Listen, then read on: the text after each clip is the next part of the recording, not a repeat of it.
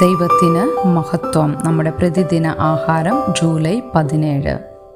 സഞ്ചരിക്കുന്ന ദൈവകൃപ. ഈ മഹാമരുഭൂമിയിൽ നീ സഞ്ചരിക്കുന്നത് അവൻ അറിഞ്ഞിരിക്കുന്നു. ഈ 40 സംവത്സരം നിന്റെ ദൈവമായ യഹോവ നിന്നോടുകൂടെ ഇരുന്നു.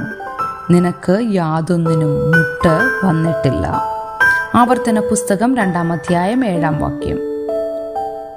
ഇന്ത്യയിലെ റോഡ് യാത്ര നിങ്ങളെ ചില അപകടകരമായ റോഡുകളിൽ എത്തിക്കും. ജമ്മു കാശ്മീരിലെ കില്ലർ കിഷ്ത്വാർ റോഡ് ആണ് അതിലൊന്നാമത്തേത്. വടക്കു പടിഞ്ഞാറേക്ക് നീങ്ങിയാൽ ഗുജറാത്തിലെ ധൂമാസ് ബീച്ച് അടുക്കുമ്പോൾ നിങ്ങൾ ഭീതിദയമായ മനോദിനയിലാകും.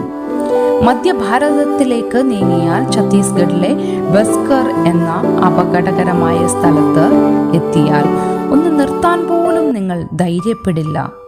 തെക്കോട്ട് സഞ്ചരിച്ചാൽ തമിഴ്നാട്ടിലെ കൊല്ലിഹിൽ റോഡ് നിങ്ങളെ ഒരു ഭൂതത്തെ പോലെ ഭയപ്പെടുത്തും. ഇതുവരെ കണ്ടിട്ടില്ലെങ്കിൽ ഇന്ത്യയുടെ മണ്ണിൽ ഇങ്ങനെയുള്ള സ്ഥലങ്ങളുമുണ്ടെന്ന് ഓർക്കണം.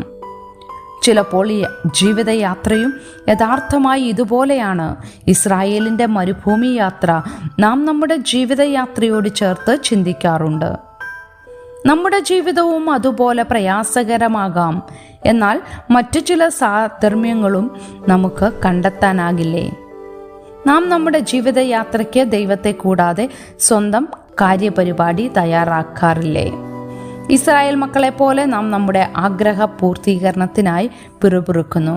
അനുദിന പ്രയാസങ്ങളിൽ നാം ദൈവത്തിൻ്റെ ഉദ്ദേശത്തെ ചോദ്യം ചെയ്യുന്നു. ഇസ്രായേലിൻ്റെ ചരിത്രം നമ്മുടെ ജീവിതത്തിൽ നിരന്തരം ആവർത്തിക്കപ്പെടുന്നു. നാം അവിടുത്തെ പാതകൾ പിന്തുടർന്നാൽ ഈ ലോകത്തിലെ അപകട വഴികൾ നമ്മെ എത്തിക്കുന്നതിനേക്കാൾ നല്ല ഇടങ്ങളിൽ എത്തിക്കാമെന്ന് ദൈവം ഉറപ്പു തരുന്നു. ഒന്നിനും കുറവില്ലാത്ത വിധം അവൻ നമ്മെ കരുതും. ഇതൊക്കെ ആയിരുന്നിട്ടും അങ്ങനെ ചെയ്യുന്നതിൽ നാം പരാജയപ്പെടുന്നു. ദൈവത്തിൻ്റെ റോഡ് മാപ്പ് പ്രകാരം തന്നെ നാം സഞ്ചരിക്കണം.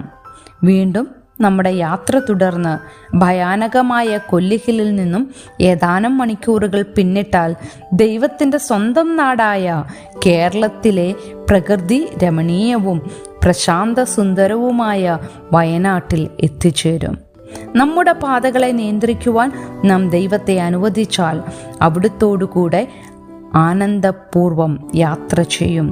ഇതെത്ര അനുഗ്രഹകരമായ ഉറപ്പാണ്. ചിന്തിക്കുക.